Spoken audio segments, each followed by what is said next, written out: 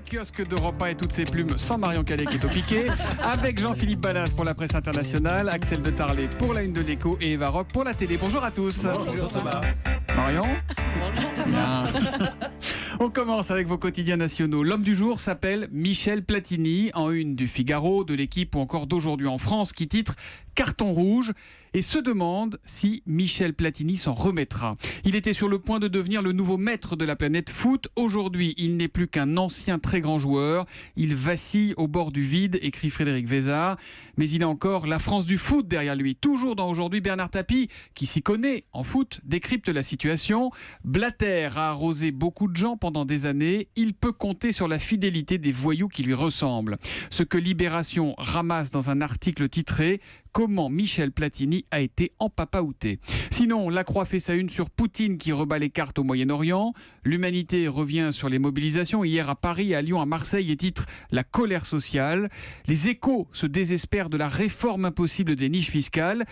Et puis, il y a une drôle d'indignation dans 20 minutes. Figurez-vous, et écoutez bien les amis, qu'aux États-Unis, un groupe très remonté contre Renoir s'active depuis plusieurs mois pour faire retirer tous les tableaux du peintre français accrochés au musée des Beaux-Arts de Boston. Et vous savez pourquoi ? Non. Vous savez pas pourquoi ? Mais non. Parce qu'il trouve que Renoir est nul en peinture. L'un Qu'est-ce des que c'est que ce membres... jugement? Je vous jure que c'est vrai. Mais L'un non. des membres de cette police de la peinture témoigne. Non mais vous avez vu ces arbres ? Ce sont juste des gribouilles hiver. Eh ben, ils nous les rendent. Toujours prêt à faire une bonne affaire, Axel de Tarlé.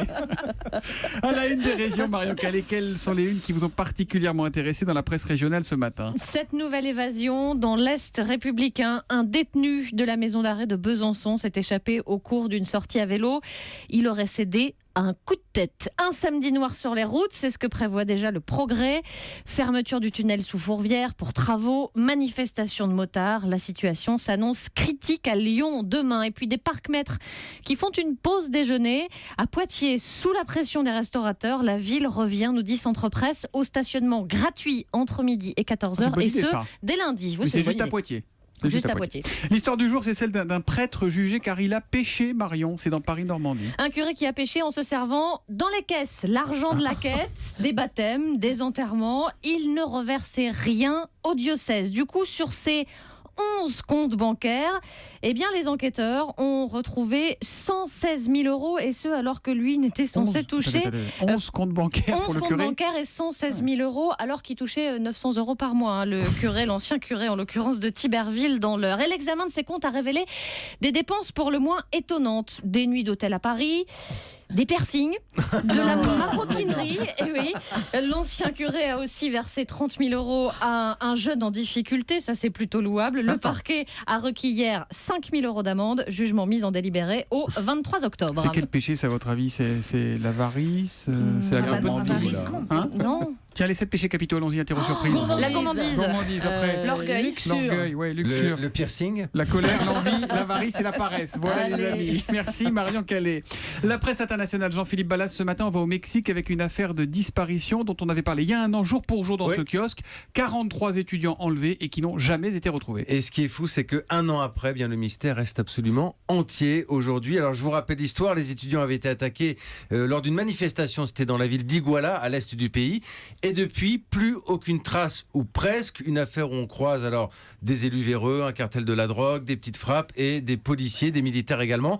Aujourd'hui encore, les familles des étudiants se battent désespérément, ne serait-ce que pour retrouver les corps de leurs enfants, parce que oui, l'espoir qu'ils soient toujours vivants, cet espoir semble en effet bien mince aujourd'hui. Et l'on s'aperçoit surtout que ce dossier, très médiatisé donc à l'époque, c'est un peu l'arbre qui cache une forêt de disparition au Mexique. C'est le site d'Info Quartz qui nous raconte.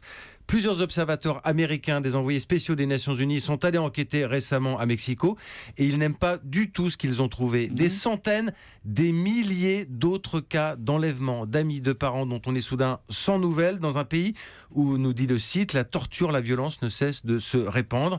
Alors le gouvernement, dans tout ça, vous me direz, bien manifestement, il se montre assez peu coopératif et voit plutôt d'un mauvais œil ces ONG qui s'agitent, des organisations en tout cas qui sont bien décidées à continuer à faire du bruit pour que tous ces dossiers ne prennent pas la poussière.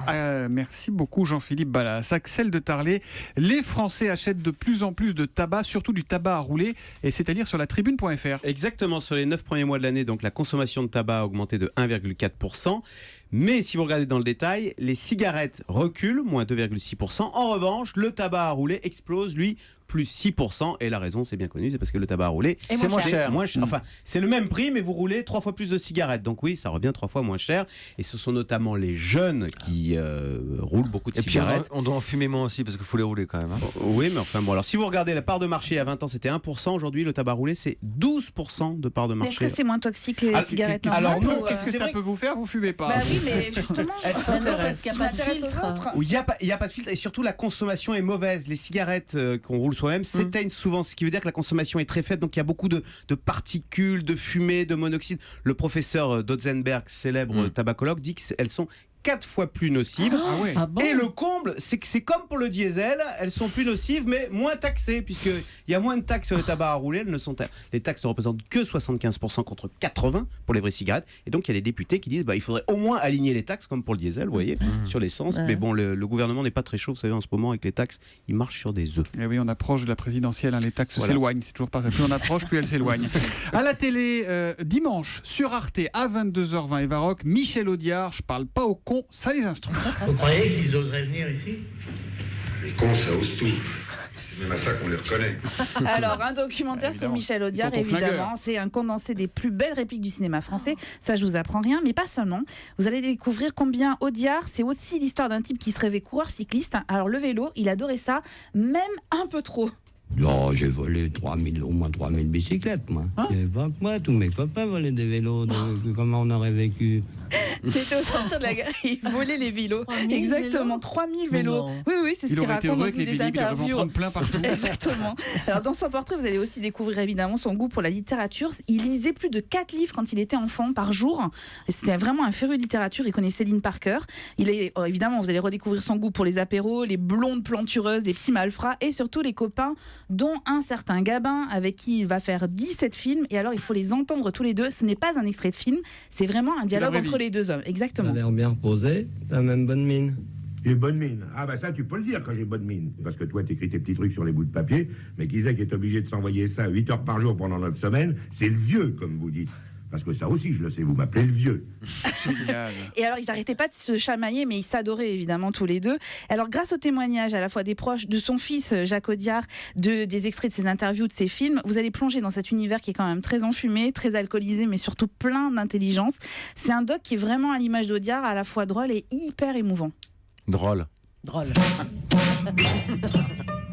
Ah oui, La d'accord. prochaine fois qu'elle dira drôle, ça se finira comme ça. Drôle, pas drôle. Hein, la niçoise? Non, mais je rêve. Ça s'appelle donc Michel Audiard. Je parle pas au con, ça les instruit. C'est dimanche sur Arte à 22h20. Rideau sur le kiosque.